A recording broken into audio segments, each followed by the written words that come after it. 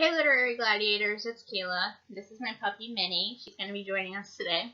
And today I wanted to do a quick review of one of my favorite YA series that's going on right now. It's the Firebird trilogy by Claudia Gray. This is what they look like. They have the prettiest covers in the world, basically. They're so pretty.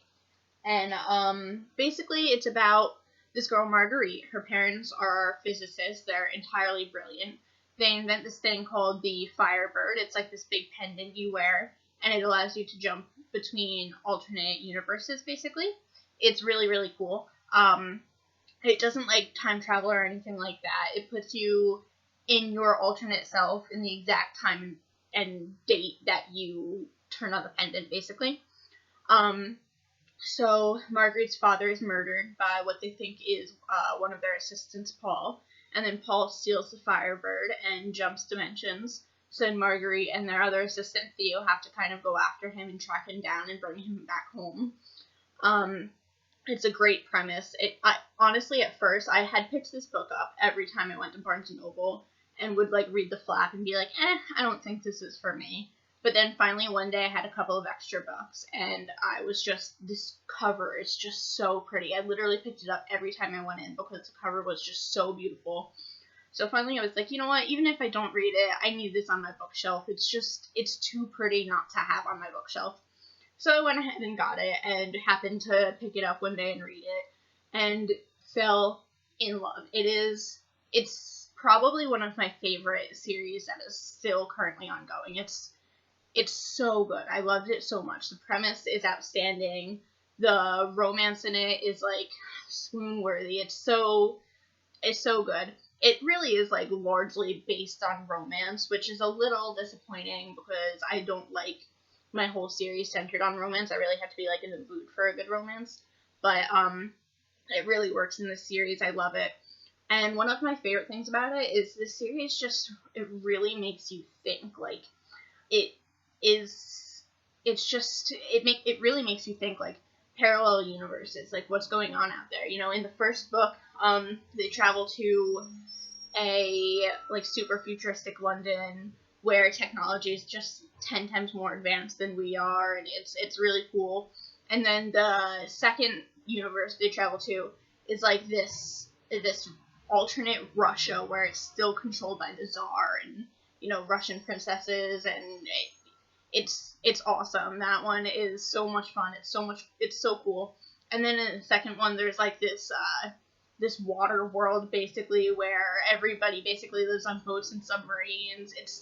It's just so creative, and it really makes you think about all the different ways that like our world could go, and, you know, what's happened to get us to this spot rather than that spot. And it's just really interesting.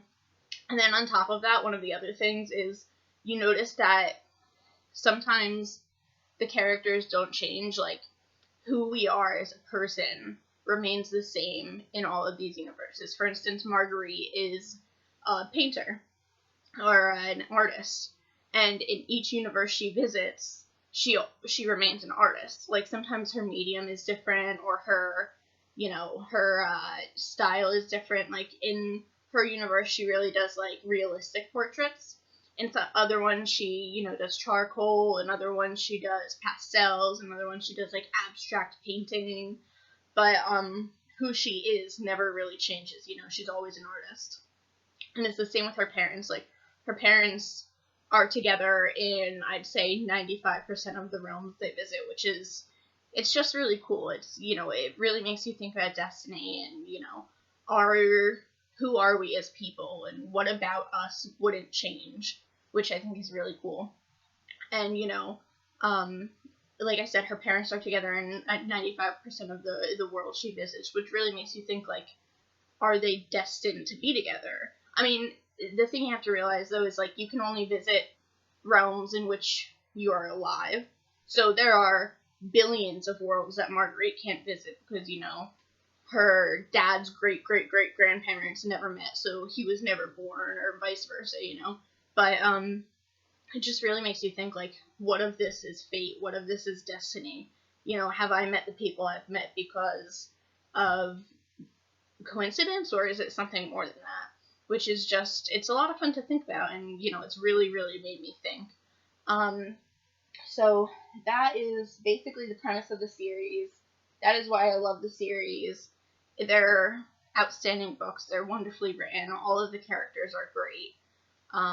So definitely, I would definitely recommend picking up these books. They're outstanding. I've absolutely enjoyed them. They're fast-paced. The plot is great.